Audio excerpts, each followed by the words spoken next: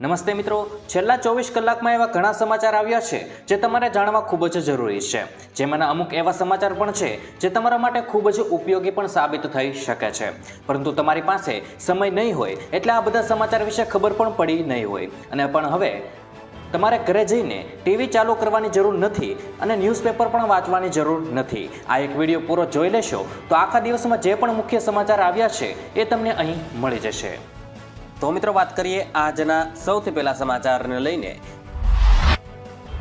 તો ગુજરાતમાં આ કર્મચારીઓને મળશે મોટી સુવિધા।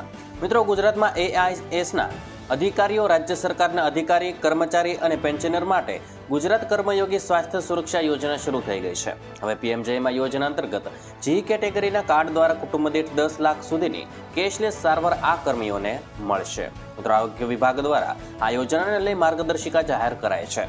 નાનો લાભ 4.20 લાખ અધિકારી, કર્મચારી અને અંદાજે 2.20 લાખ પેન્શનર્સને મળશે। ત્યાર પછી મિત્રો, મહત્વના સમાચાર વિશે આગળ વાત કરીએ તો દીવના દરિયામાં સ્નાન અને પ્રવેશ પર 3 માસનો પ્રતિબંધ। મિત્રો, દીવ જનારા લોકો માટે મહત્વના સમાચાર સામે આવ્યા છે।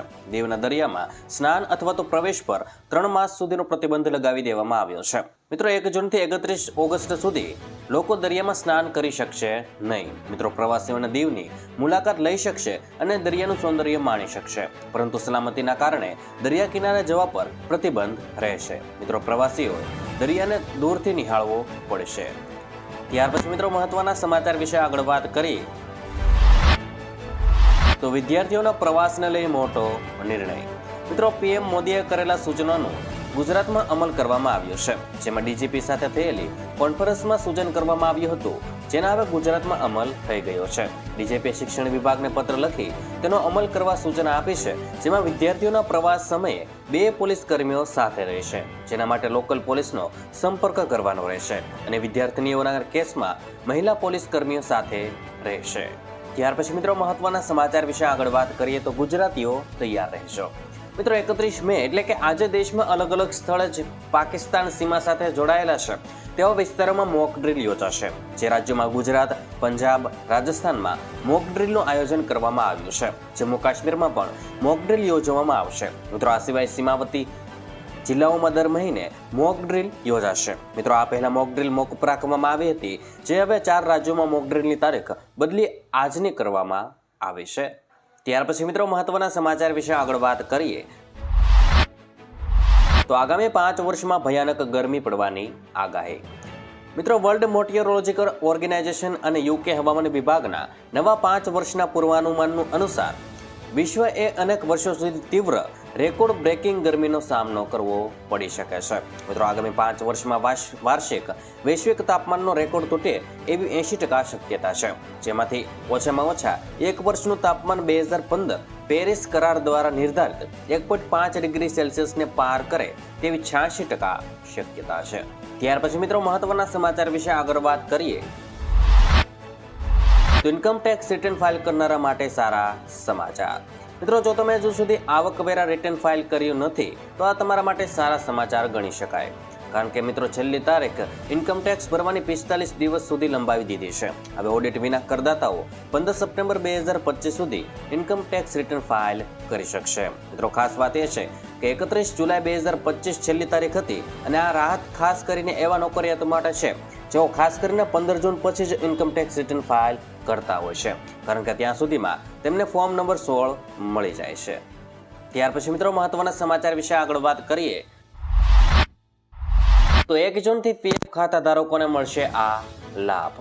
મિત્રો, 1 જૂનથી PF ખાતા ધારકોને નવો લાભ મળવા જઈ રહ્યો છે। આ વખતે EPFO 3.0ની 1 જૂનથી શરૂઆત થઈ જશે। તેના લોન્ચ પછી PF ઉપાડ, KYC અપડેટ અને દાવાની પ્રક્રિયા પહેલા કરતાં વધુ સરળ બની જશે। મિત્રો, લોન્ચ પછી એવી અપેક્ષા છે કે ATM કાર્ડ દ્વારા PF ઉપાડની સુવિધા ટૂંક સમયમાં ઉપલબ્ધ થશે। ત્યાર પછી મિત્રો, મહત્વના સમાચાર વિશે આગળ વાત કરીએ તો મધ્યાહન ભોજન અંતર્ગત ભરતી। મિત્રો, સુરેન્દ્રનગરમાં મધ્યાહન ભોજન યોજના અંતર્ગત સંચાલક કમ કુકની નિમણૂક માટે અરજીઓ મંગાવવામાં આવી છે, જેમાં કેન્દ્ર નંબર 25 ઓવનગઢ, કેન્દ્ર નંબર 31 ઢાકણિયા, કેન્દ્ર નંબર 38 કોટડા અને કેન્દ્ર નંબર 96 નોલી માટે ભરતી થનાર છે।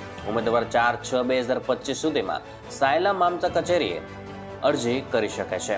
ઉમેદવાર ધોરણ 7 કે તેથી વધુ પાસ હોવો જરૂરી છે. મિત્રો રૂબરૂ ઇન્ટરવ્યૂ માટે ઉમેદવારો તારીખ મુજબ હાજર રહેવાનું રહેશે. ત્યાર પછી મિત્રો મહત્વના સમાચાર વિશે આગળ વાત કરીએ તો રાજ્યના રેશન કાર્ડ ધારકો માટે મોટા સમાચાર. મિત્રો Gujarat fair price shops and kerosene license holder એસોસિએશનની આ બેઠક મળી હતી, જેમાં સરકારે સામે વિવિધ પ્રશ્નો અને માંગણીઓના મુદ્દે 1 જૂનથી રાશન દુકાનોમાં અનાજ વિતરણ ન કરવાનો નિર્ણય લેવાયો છે. મિત્રો રેશન કાર્ડ દુકાનદારોની મહત્વની બેઠક મળી હતી, જેમાં 1 જૂનથી રાશન દુકાન ધારકો નહીં કરે અને અનાજ વિતરણ કરવાનો નિર્ણય લેવાયો છે. ત્યાર પછી મિત્રો મહત્વના સમાચાર વિશે આગળ વાત કરીએ તો બહેનોને દર મહિને મળશે 3000 રૂપિયા. મિત્રો મધ્યપ્રદેશના મુખ્યમંત્રી મોહન યાદવે એક મોટી જાહેરાત કરી છે. મુખ્યમંત્રી મોહન યાદવે કહ્યું છે કે રાજ્યમાં 5 વર્ષમાં લાડલી બહેનોને દર મહિને 3000 રૂપિયા આપશે. મિત્રો બુધવારે સરેનાના પાટખેડા ખાતે આયોજિત મહિલા સ્વસહાય જૂથ કાર્યક્રમમાં સીએમ મોહન યાદવે આ વાત કહી હતી. મિત્રો સીએમનું કહેવું છે કે મધ્યપ્રદેશ સરકાર 5 વર્ષમાં લાડલી બહેનોને ધીમે ધીમે 3000 રૂપિયા દર મહિને આપશે. ત્યાર પછી મિત્રો મહત્વના સમાચાર વિશે આગળ વાત કરીએ તો નોટબુકના ભાવમાં 20 થી 25% ઘટાડો.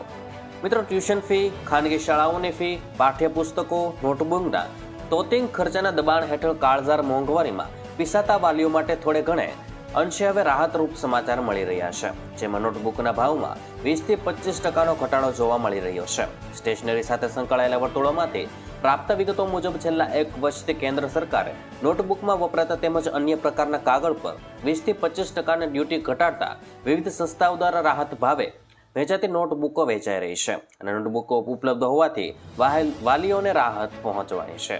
ત્યાર પછી મિત્રો મહત્વના સમાચાર વિશે આગળ વાત કરીએ તો દેશના કરોડો ખેડૂતોને મળી મોટી ભેટ. મિત્રો કેન્દ્રીય મંત્રી અશ્વિની વૈષ્ણવે બુધવારે કેબિનેટ બેઠકમાં લેવાયેલા મોટા નિર્ણયોની જાહેરાત કરી હતી અને વડાપ્રધાન નરેન્દ્ર મોદીની અધ્યક્ષતામાં યોજાયેલી આ મહત્વપૂર્ણ બેઠકમાં કેબિનેટે 2025 અને 26ની ખરીફ સિઝન માટે ડાંગરના લઘુત્તમ ટેકાના ભાવ એટલે કે મિત્રો એમએસપીમાં 69 રૂપિયાનો વધારો કરીને 2369 રૂપિયા પ્રતિ ક્વિન્ટલ કરવાની મંજૂરી આપી દીધી છે. મિત્રો આનો સીધો અર્થ એ થયો છે કે આ સિઝનમાં ખેડૂતોને 1 ક્વિન્ટલ ડાંગર માટે ઓછામાં ઓછા 2369 રૂપિયા આપવામાં આવશે. ત્યાર પછી મિત્રો મહત્વના સમાચાર વિશે આગળ વાત કરીએ તો મગફળીની આવક બંધ કરાય.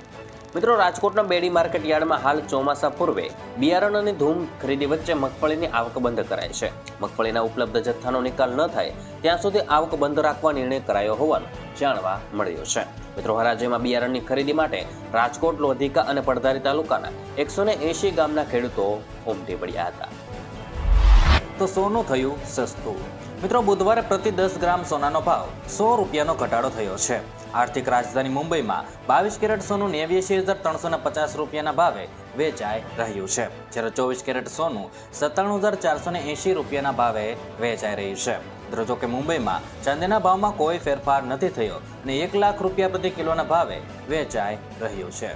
ત્યાર પછી મિત્રો મહત્વના સમાચાર વિશે આગળ વાત કરીએ તો કેન્દ્રીય મંત્રીમંડળમાં લેવાયા 5 મોટા નિર્ણયો. મિત્રો ખરીફ પાક પર એમએસપી નક્કી કરવામાં આવશે. કઠોળ, તેલીબિયા અને કપાસ પર મંજૂર ખર્ચ કરતાં 50% વધુ એમએસપી હશે. 7.71 કરોડ ખેડૂતોને આનો ફાયદો થવાનો છે અને વર્ધા બલ્લારશા રેલવે ટ્રેક 4 લાઇનનો હશે અને રતલામ નાગડા રેલવે ટ્રેક 4 લાઇનનો રહેવાનો છે. આંધ્રપ્રદેશમાં 4 લાઇન હાઈવે યોજનાને મંજૂરી આપી દેવામાં આવી છે અને ખેડૂતોને લોન પર વ્યાજમાં છૂટ મળશે. ત્યાર પછી મિત્રો મહત્વના સમાચાર વિશે આગળ વાત કરીએ તો 8326 ગ્રામ પંચાયતોની ચૂંટણી જાહેરાત. મિત્રો રાજ્યમાં કુલ 8326 ગ્રામ પંચાયતોની ચૂંટણીની જાહેરાત થઈ છે. 2 જૂને જાહેરનામું પ્રસિદ્ધ થશે, જ્યારે મિત્રો 9 જૂને ઉમેદવારી પત્ર ભરાશે.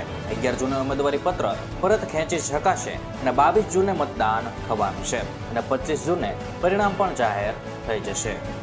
ત્યાર પછી મિત્રો મહત્વના સમાચાર વિશે આગળ વાત કરીએ તો ઇન્કમ ટેક્સ રિટર્ન ફાઇલ કરનારાઓને મોટી રાહત.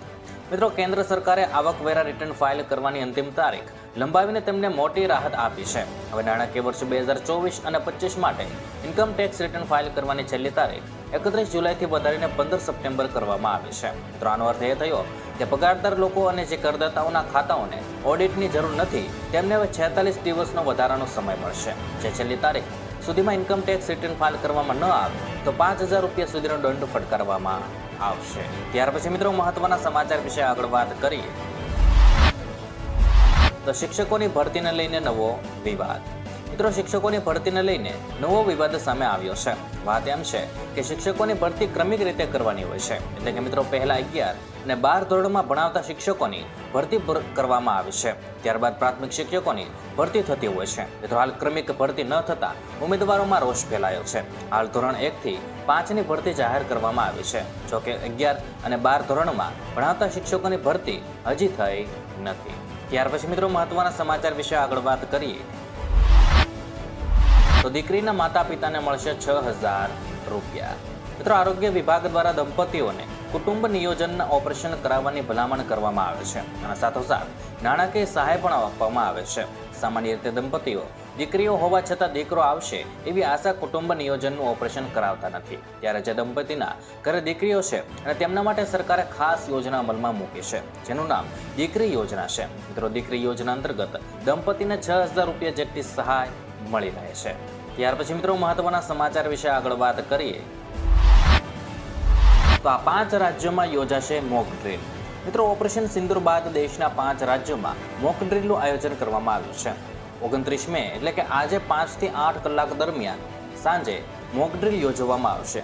આ મોક ડ્રીલ પાકિસ્તાનની સરહદ સાથે જોડાયેલા ગુજરાત, રાજસ્થાન, પંજાબ, હરિયાણા અને જમ્મુ કાશ્મીરમાં યોજાશે. મિત્રો આ પહેલા ભારત સરકારના ગૃહ મંત્રાલયે તમામ રાજ્ય અને કેન્દ્ર શાસિત પ્રદેશોને 7 મે મોક ડ્રીલ કરાવવાના આદેશ આપ્યા હતા. ત્યાર પછી મિત્રો મહત્વના સમાચાર વિશે આગળ વાત કરીએ તો 3 સિસ્ટમ સક્રિય, ગાજવીજ સાથે વરસાદની આગાહી.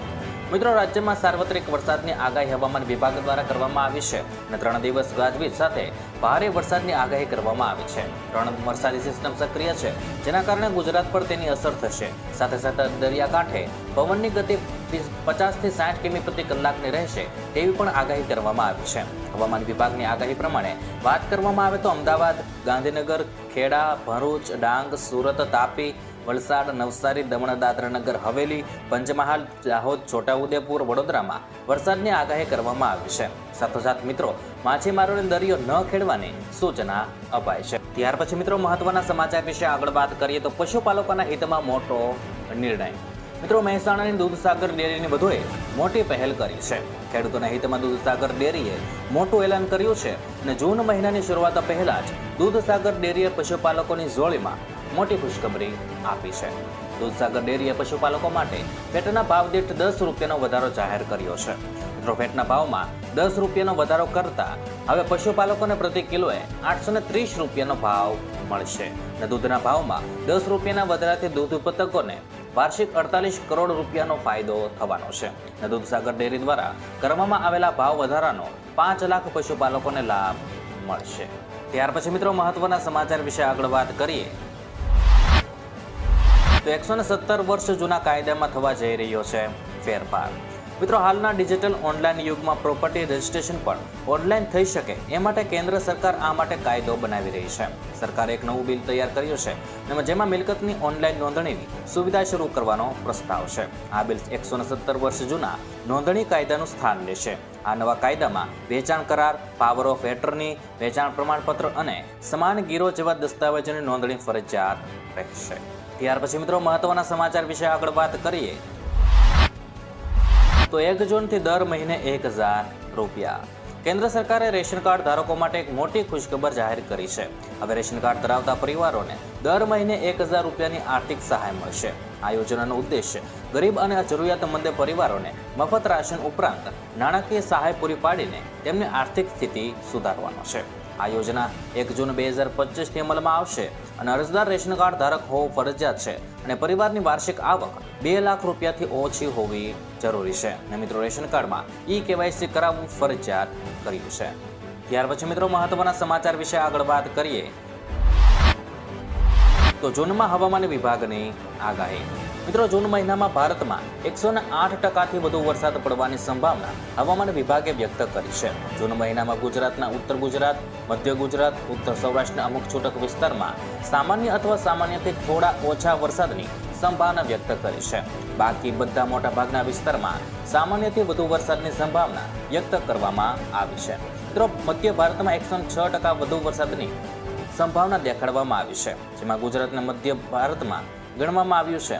અને હવામાન વિભાગના નવા અનુમાન મુજબ ભારતમાં ચોમાસું 2025માં 106% વરસાદ પડશે, જેમાં 4% ઓછો વધુ રહી શકે છે. ત્યાર પછી મિત્રો મહત્વના સમાચાર વિશે આગળ વાત કરીએ તો વાવણી મોડી થવાની છે. મિત્રો ગુજરાતમાં ચોમાસું હંમેશા અરબી સમુદ્રમાંથી આવતું હોય છે, ત્યારે હાલ અરબી સમુદ્રમાં સિસ્ટમ બની હતી, જે સિસ્ટમ બધો ભેજ ખેંચીને જતી રહી છે અને મુંબઈ સુધી સિસ્ટમને કારણે ચોમાસું પહોંચી ગયું છે. પણ હજી પણ 2 દિવસ સિસ્ટમની અસર જોવા મળશે, પરંતુ ત્યાર પછી ગુજરાત નજીક અરબી સમુદ્રમાં કોઈ સિસ્ટમ બને તેવા પરિબળ નથી, એટલે ફરી ચોમાસું સક્રિય થવામાં વાર લાગશે અને વાવણી લાયક વરસાદ માટે રાહ જોવી પડશે.